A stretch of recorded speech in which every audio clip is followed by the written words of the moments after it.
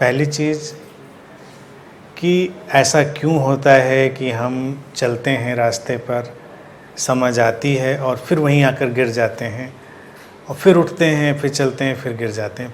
पहली बात करें, ड्रॉप दिस आइडिया कि गिर जाते हैं। कोई नहीं कहीं गिरता, हम हमेशा आगे ही जा रहे हैं।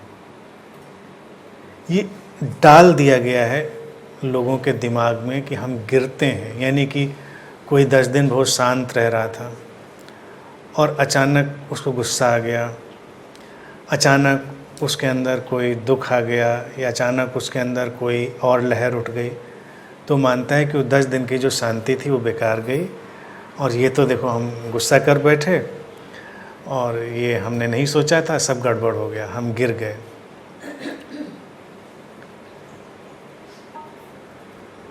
जो प्रवचन है तथाकथित, उनको सुनना बंद कर दो। अब मैं ये नहीं कहूँगा मेरे वाले सुनते रहो, जब ज़रूरत पड़े तो उनको भी बंद कर देना। गिरना एक कंडीशनिंग है जो इंसान के अंदर गिल्ट डालने के लिए पैदा करे। कोई नहीं गिरता, नेचुरल हैपनिंग है। और कौन जानता है पीस के लाने में उसका रोल नहीं है? कौन जानता है? ये नेचर है, इसमें क्या क्या नहीं होता। कभी अर्थक्वेक आ जाता है, कभी कुछ और हो जाता है। क्या सही है और क्या गलत है? जो बड़े ही समाज सुधारक टाइप के लोग होते हैं वो सोचते हैं कि नेचर में भी सब हम बिल्कुल फिट कर देंगे, सब ठीक ठीक रहेगा, हमेशा वसंत रहेगा और पतझड़ आएगा नहीं, और हम कुछ कोशिश करके अर्थ की प्लेट्स को भी ठीक कर लेंगे कि अर्थक्वेक वगैरह भी नहीं आएगा। हालांकि अभी ऐसी कोई उम्मीद, टेक्नोलॉजी, मेथडोलॉजी कंसेप्चुअल प्लेन पर भी नहीं आई है कि हम अर्थ की प्लेट्स को भी कुछ ठीक कर लेंगे। यानी कि वो आएगी तब आएगी जब अर्थ की प्लेट्स हिलेंगी तो जो होगा। अब वो क्या होता है, वो जो अर्थक्वेक आया तो वो गलत था, अच्छा था, कौन जानता? कोई नहीं जानता। आज जिस हिमालय की खूबसूरती देखने हम जाते हैं और हमारे साधु संत उस हिमालय की ओर भागते रहते हैं कि हिमालय जाके साधना करेंगे, शांति है, वो एक महाविनाश से ही पैदा हुआ है। बहुत बड़े कोलिजन से, एक बहुत बड़े अर्थक्वेक से वो प्लेट्स टकराई तो धरती ऊपर उठ गई, जो पहाड़ बन गए। तो जो आज खूबसूरत है कभी बड़ा ही भयावह था, विध्वंसक था। तो आज जो हिमालय की खूबसूरती की तारीफ करते हैं तो वो उस चीज़ को इंडोर्स करते हैं जो वो विनाश हुआ था।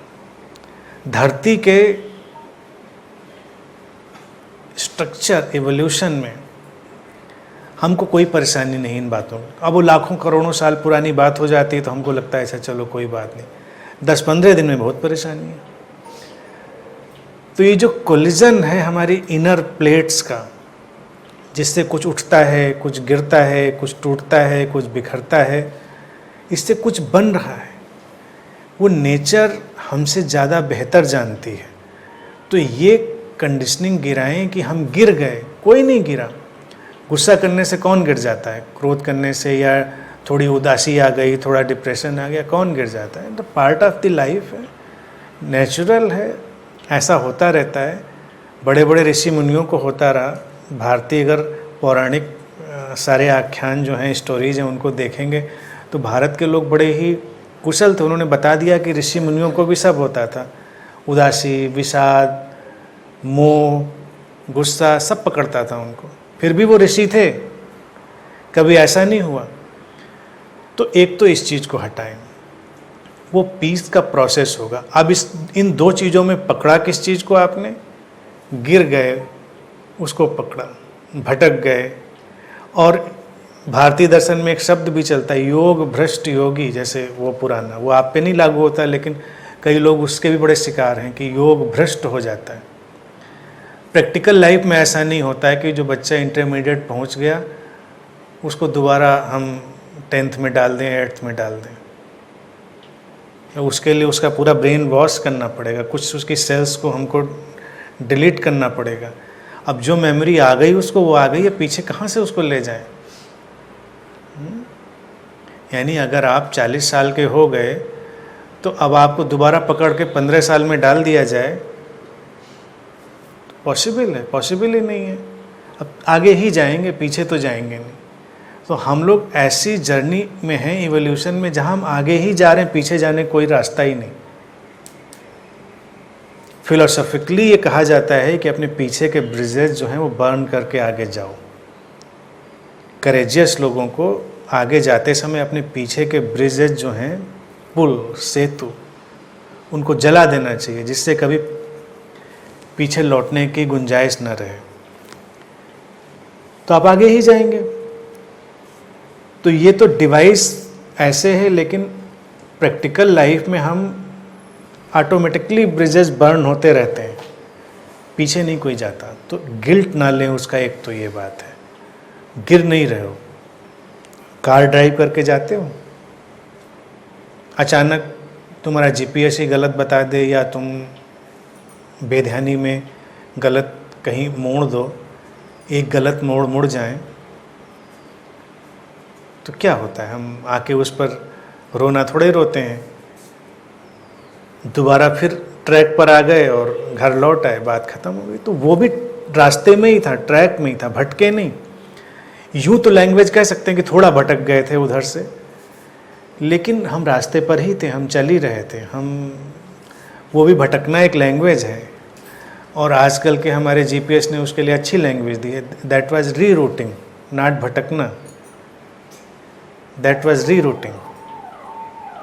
तो नई लैंग्वेज यूज कर लें कि जब लगे कि गिरना है तो इट इज़ री रूटिंग, मैप री रूट कर रहा है, थोड़ा मोड़ कुछ दूसरा आ गया है, अब ये अलग डायरेक्शन से जाएगा। आ गए, बात ख़त्म हो गई।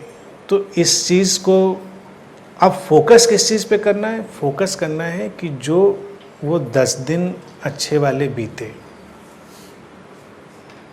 यहीं पर जो एक्सपेक्टेशन है उसका पावर काम करेगा।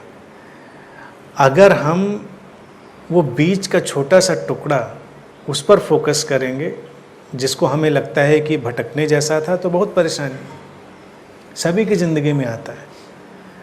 कुछ लोग गैर ईमानदार होते हैं, वो इसकी चर्चा भी नहीं करते, और कुछ लोग बहुत ही ईमानदार होते हैं, उसकी चर्चा भी कर लेते हैं।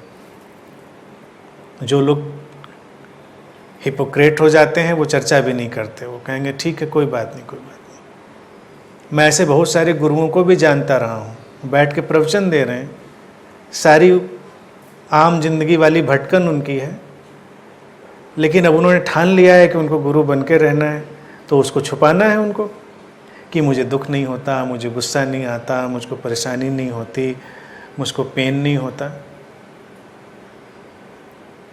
छुपाते हैं, बहुतों को मैं जानता रहा हूँ। तो एक सामान्य मनुष्य की तरह जियो, होता है, परेशानी होती है, पीड़ा होती है, दुख होता है, सब होता है, तो क्या है, इससे क्या परेशानी है? लेकिन शांति भी तो आती है हमारे पास, और उस पर फोकस रहो। और फिर एक दिन आएगा कि जब वो बढ़कर उन सबको कवर कर लेगी, वो चीज़ें उस शांति के डायमेंशन के बीच में घटेंगी। भाई देखो, दो चीज़ें हैं, अपने घर में रोशनी करो, और फिर एक दूसरा विकल्प है रोशनी में घर बनाओ। तो घर में रोशनी करोगे तो रोशनी आएगी और चली जाएगी, रोशनी में घर बना लेंगे तो घर में कुछ भी चले, लेकिन घर तो रोशनी में है। तो अगर हम शांति वाले डायमेंशन में रहने लग गए तो ये सब चलता रहेगा, इससे कोई अड़चन नहीं है, आगे ही जा रहे हैं। और फोकस अपनी उस चीज़ पर रखें, इस कंडीशनिंग को हटा लें।